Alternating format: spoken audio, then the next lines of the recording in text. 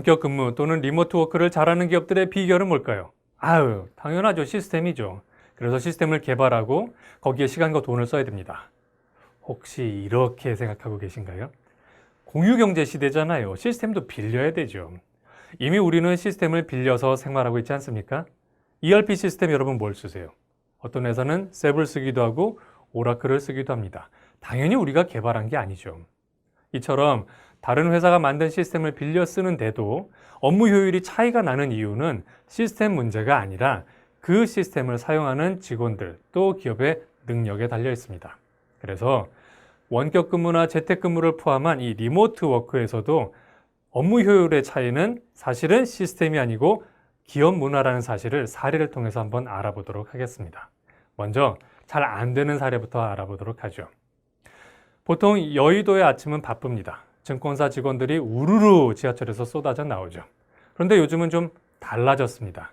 많은 회사들이 출근하지 말라고 격주로 출근하라 또는 격일로 출근하라 이렇게 이야기를 합니다. 그 바람에 바빠진 데는 어디냐? 아침에 단톡방에서 계속 카톡 소리가 납니다. 직원들이 출근 보고를 하고 있는 거죠. 한 기업의 팀장은 아예 일일 보고까지 추가했습니다. 그래서 오전에는 저 오늘 이런 일 합니다. 업무 계획을 보고하고요. 오후에는 그 일 이만큼 했습니다. 진도 보고를 합니다. 게다가 팀장님이 전달 사항을 이제 글로 쓰면서 다 읽었어? 라고 물어보는 바람에 팀장님 글 밑에 넵 잠깐만 대화창을 안 보면요. 따라가기가 어려울 정도예요. 이처럼 커뮤니케이션에 워낙 많은 에너지를 쓰다 보니 일할 시간이 없다 이런 불평도 나오고 있습니다. 그래도 여기는 괜찮은 편입니다. 어떤 기업들은요. 보안을 이유로 사내 메신저를 쓰게 합니다. 카톡 안 믿는 거죠. 그런데 직원들은 모든 기록이 메신저에 남는 거 불편해합니다. 그래서 메신저는 메신저대로 쓰고 단톡방은 또 따로 만들어요. 그러다 보면 내용이 겹치죠. 그래서 이 두 메신저 사이를 오가면서 복사해서 붙이고 복사해서 붙이고. 이 바람에 바쁜 사람은 누구냐면 실무자들보다 중간에 과차장님들이세요. 왜냐? 임원들의 연락을 직접 받으세요. 하지만 이분들은 압니다. 밀레니얼 직원들과 함께 일하려면 자꾸 방해하면 안 된다는 거. 그러다 보니까 소가리를 하는 거죠. 위에선 연락은 오죠. 자기는 연락을 못 하죠. 그래서 과장 차장님들이 이런 얘기 하세요. 그냥 출근할 때가 나았어요. 그렇다면 이런 실수를 반복하지 않으려면 우리는 뭘 해야 될까요? 성공 사례를 통해서 배워보도록 하겠습니다. 오토매틱인데요. 이 오토매틱은 우리가 말하는 자동차 그 오토매틱이 아니고요. 워드프레스라는 서비스를 제공하고 있는 회사입니다. 자, 이 기업은 다른 회사들이 했던 실수를 하고 있지 않습니다. 다른 회사들의 실수란 결국 불신과 그로 인한 과잉 의사소통인데요. 오토매틱은 2006년 처음 기업을 시작할 때부터 우리는 그냥 원격 근무야 이렇게 선언을 했습니다. 글쎄요, 뭐 틀린 말은 아닐 것 같아요. 왜냐하면 이 회사 자체가 블로그 서비스를 하기 때문에 그렇게 할 수도 있을 것 같지만 사실은 그게 당연한 건 아니었습니다. 지금 이 회사는 블로그 서비스를 지나서 이제 전자상거래 플랫폼까지 진화했습니다. 이 회사가 강조하는 건요, 자율성입니다. 자율성이란 자유와 규율이 함께 있는 거죠. 그래서 채용할 때 아주 신중하게 이 부분을 따져봅니다. 왜냐하면 뽑아놓고 나면 이 사람 어디서 어떻게 일할지 알 수 없거든요. 그래서 물어봅니다. 예를 들면 이런 거죠. 김용성님은 왜 원격 근무를 선호하세요? 이때 만약에 직원이 그냥 편하게 놀면서 할 수 있으니까요 라고 하면 떨어지겠죠. 또 이런 질문도 합니다. 원격 근무를 했을 때 가장 걱정되는 부분은 뭡니까? 라고요. 이런 질문에 대해서 얼마나 현실적으로 대답하느냐에 따라 채용 여부가 결정되죠. 자, 이 회사에서는 이렇게 채용한 직원들에게 일을 줍니다. 그런데 일정을 확인하거나 재촉하는 상사는 없습니다. 그리고 서로 어디서 일해요? 이런 질문하는 건 좀 신뢰가 되기도 합니다. 오로지 결과. 서로의 결과만 주고받고요. 그 결과로 평가합니다. 자, 그럼 당연히 이런 질문이 떠오르시겠죠. 오케이. 자유를 주는 건 알겠어. 근데 결과를 못 낸 사람은 어떻게 하죠? 책임을 져야죠.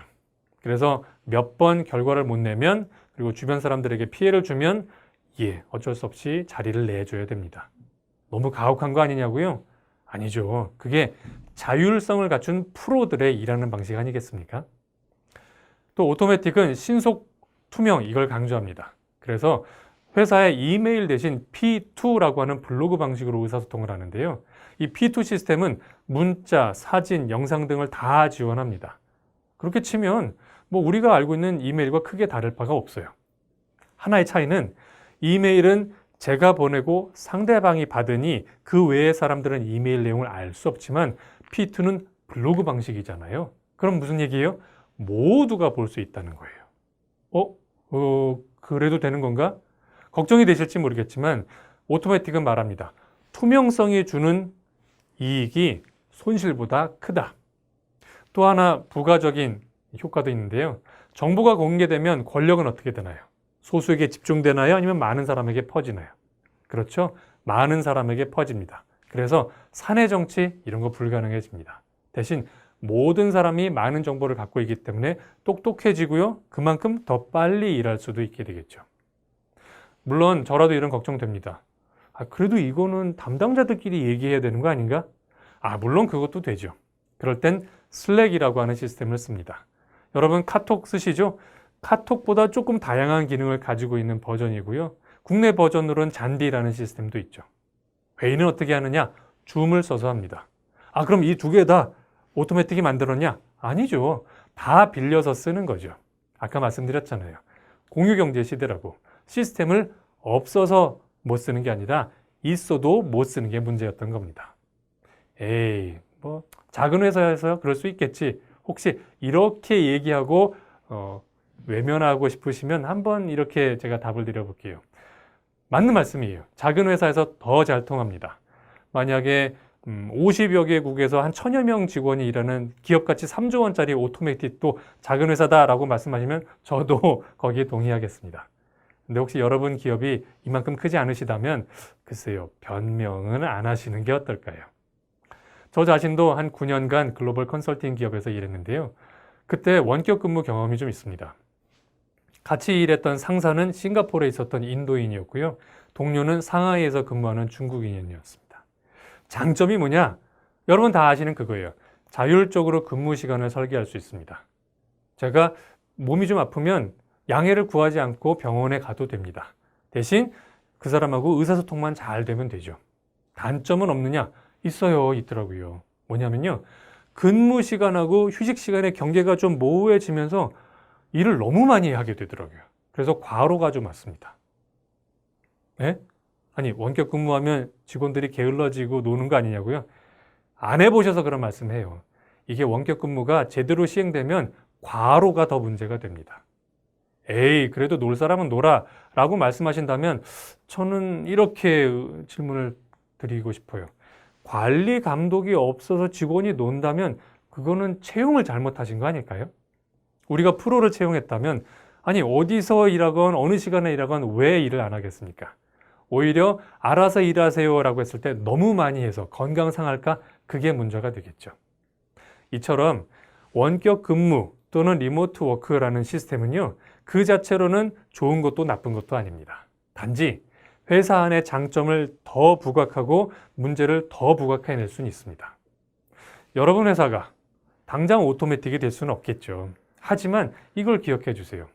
그 회사는 너무 앞서가는 기업이라 우리가 쫓아갈 수가 없어 라고 오늘 걷지 않으시면 내일은 뛰어야 될지도 모릅니다. 한동안 코로나 사태로 우리 사회가 계속 변화할 것 같은데 나중으로 미루지 말고요. 오늘 한번 무엇부터 시작할지 고민해 보셨으면 좋겠습니다.